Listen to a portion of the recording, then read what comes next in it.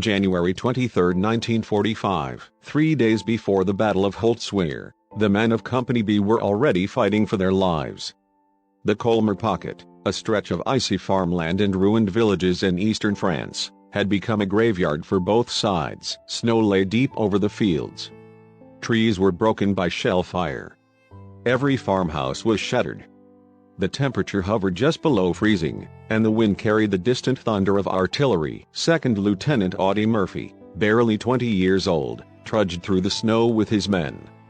Their boots were soaked, their faces hollow from exhaustion. The war in Europe was supposed to be winding down, but in the Colmar region, the Germans refused to die quietly. Murphy's unit, the 15th Infantry Regiment, 3rd Division, had been ordered to push through the small villages east of Holtzwihr. German troops had regrouped there after retreating across the Rhine. Intelligence suggested they were building up for a counterattack. Murphy looked back at his men.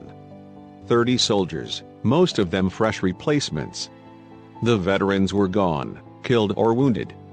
The new ones were young, nervous, and not yet hardened by battle. He adjusted his helmet, tightened his scarf, and muttered, "Let's move out." The snow crunched beneath their boots as they advanced through the white wilderness toward a nameless village that lay smoldering on the horizon. 2.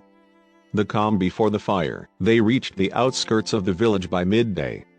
Smoke rose from collapsed chimneys, and the smell of burned flesh mixed with gunpowder. Murphy raised his hand. The men dropped to one knee. Silence. Then, faintly, the sound of metal clanking, a tank turret turning. "German armor," Murphy whispered. They scattered, taking cover behind stone walls and ditches. Through the haze, they could see dark shapes moving beyond the houses, Panzer IV tanks and half-tracks, their engines idling in the cold. Murphy crawled to his radio operator. "Get battalion. Tell them we've got armor and at least a company of infantry. We'll hold until reinforcements arrive." He glanced at his watch.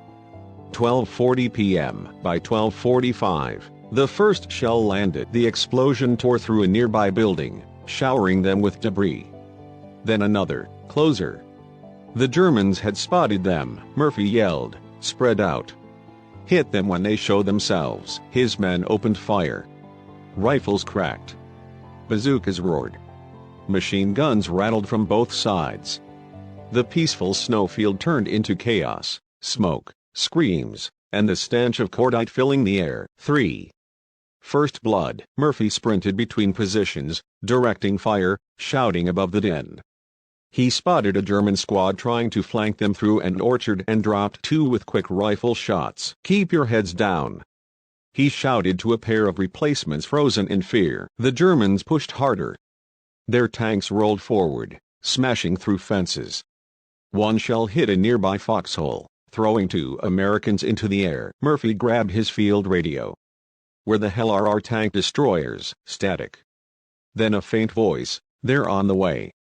Hold your position, hold your position." He clenched his jaw.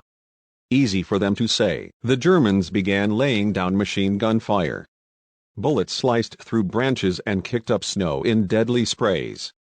Murphy spotted one gunner behind the wall and signaled a mortar strike. A shell landed perfectly, silencing the weapon, but the pressure didn't stop. More enemy infantry emerged, ghosts in white winter gear, creeping forward through the snow. Murphy's men were running low on ammo. He moved from man to man, collecting spare clips and grenades, distributing them evenly. His hands were numb from the cold, his breath visible in short bursts. Then came the sound he dreaded most, the grinding roar of tracks on ice. "Panzer! Front!" Someone screamed. A German tank burst through the fog less than 100 yards away. Its cannon flashed, and the blast shook the earth. 4. The tank trap. The first shell missed by inches, spraying snow over Murphy's helmet. The second hit a farmhouse behind them, setting it ablaze. Murphy yelled for his bazooka team. "Take it out before it kills us all." The 2 soldiers sprinted forward, slid behind a haystack, and fired. The rocket struck the tank's side armor, sparks, smoke, but no penetration. The Panzer turned its turret toward them. "Back!" Murphy shouted. But it was too late. The cannon fired. The explosion hurled the bazooka team into the snow, Lifeless, Murphy's stomach twisted. He grabbed a rifle grenade and loaded it onto his carbine. He waited, heart pounding, then fired. The grenade arced through the smoke and hit the tank's track. A direct hit. The machine ground to a halt, hissing steam. The crew tried to climb out, but Murphy was faster. 2 shots. Both fell. He turned back to his men. "That's how we do it." The brief cheer lifted their spirits, but it didn't last. 2 more tanks appeared, flanking from the east. The Germans were testing them, finding weak spots, probing for collapse. Murphy knew if they didn't hold, the entire battalion line could fall apart. He ordered his machine gunners to focus on the infantry and called in artillery coordinates. Minutes later, shells rained down, blasting craters in the snow, forcing the enemy back temporarily. The men cheered again, their morale flickering like a dying flame. Then silence. Only the crackle of burning wood and the moan of the wind. Murphy exhaled and leaned against a wall, his face blackened with soot. "That was round 1, he said quietly, "and they'll be back." 5. The night assault. At sunset, the temperature dropped even further. Murphy's breath came out in clouds as he paced along the perimeter. The men were half asleep in their foxholes, clutching their rifles like lifelines. He knew the Germans wouldn't stop. They would hit again at night. That was their pattern. Sure enough, at 2 a.m., the darkness erupted. Flares lit up the sky. Machine guns blazed from the tree line. "Here they come!" Someone yelled. Murphy grabbed his Thompson and dashed toward the front line. Shadows moved in the snow, enemy infantry advancing fast, shouting orders in German. He fired in bursts, dropping several. A grenade exploded near him, showering dirt and snow. A private screamed for help. Murphy crawled through the smoke, dragged the wounded man to cover, then went right back into the fight. The enemy had crept to within 30 yards.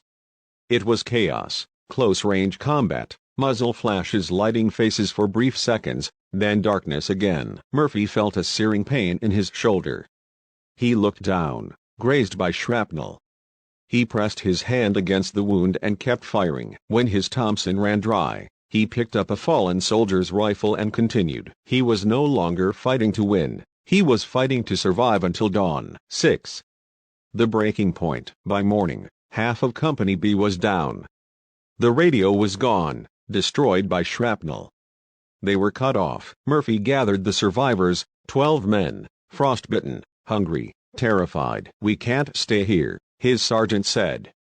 "They'll finish us." Murphy nodded slowly. "We're not retreating. We fall back 50 yards, regroup, and hit them again when they move up. They think we're broken. Let's prove them wrong." The men looked at him, not as a lieutenant, but as someone who refused to quit. They repositioned behind a row of shattered wagons.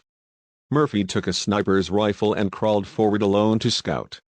Through the fog, he could see German soldiers advancing, unaware that the Americans were still watching. He lined up the first shot and fired. 1 down.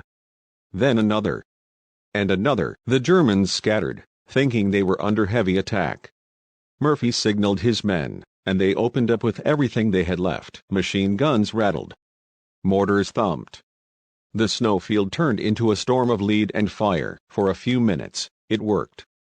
The Germans fell back in confusion, but then the tanks came again. 7. Fire and fury. 2 panzers rolled through the orchard, their turrets swiveling like predators. One opened fire, hitting a nearby cart and setting it ablaze. Murphy ordered his men to withdraw deeper into the village ruins. He stayed behind to cover them. Again, he crawled to a wrecked half-track, pulled the mounted machine gun around, and opened fire. The gun kicked in his hands, spitting tracers into the fog. German infantry dove for cover, their counterattack stalling. Then an explosion rocked the ground. The half-track's fuel tank had been hit. Fire whooshed up around him. Murphy dropped flat, heat searing his face. He rolled away, coughing, smoke filling his lungs. For a moment, he thought he was done. But through the haze, he saw his men regrouping, setting up new positions, holding firm. He realized his defiance had bought them time. He limped back, shouting orders despite the chaos. "Hold your fire. Wait till they're in range." When the Germans came again, his men unleashed everything. rifles, grenades, the last few mortar shells. The attack crumbled. By noon, the field was quiet again. The counterattack had failed. 8. Aftermath. When reinforcements finally arrived, they found Murphy sitting on the ground, helmet in his hands, smoke rising all around him. He looked up, eyes bloodshot, voice hoarse. "You're late," he said. They laughed, but it was hollow. The village was rubble, and the snow was stained dark. Out of the 30 men who'd started the day before, only 13 could still fight. The rest were dead, wounded, or missing. Murphy walked among the fallen, silent. He recognized faces, boys from Texas, New York, Chicago, all gone. A captain approached him. "You held the line, Lieutenant. You saved the whole flank." Murphy just nodded. "Tell that to them." He pointed at the bodies. That night, he refused evacuation and stayed with his remaining men. They dug fresh foxholes and rebuilt their defenses. In the distance, artillery boomed. The war still raged on. 3 days later, they'd face the next storm, the Battle of Holtzwihr, where Murphy would make his stand on a burning tank and enter history. 9. Legacy of the Colmar fight. The Colmar counterattack was overshadowed by what came later, but those who fought there never forgot it. It was where Murphy proved what kind of leader he was, not fearless, but unbreakable. He didn't win because he had better weapons or more men. He won because he refused to back down. In his memoir, he later wrote, "You don't think about being brave. You just think about the man next to you." That was the spirit of Colmar, frozen, bloodied, and defiant. 10. Closing voice-over. Soft, slow music fades in, wind and snow in the background. Before the legend of Holtzwihr, there was the Colmar counterattack, a battle fought in the cold, by men who refused to give up. In that frozen silence, courage wasn't loud, it was quiet, determined, and human.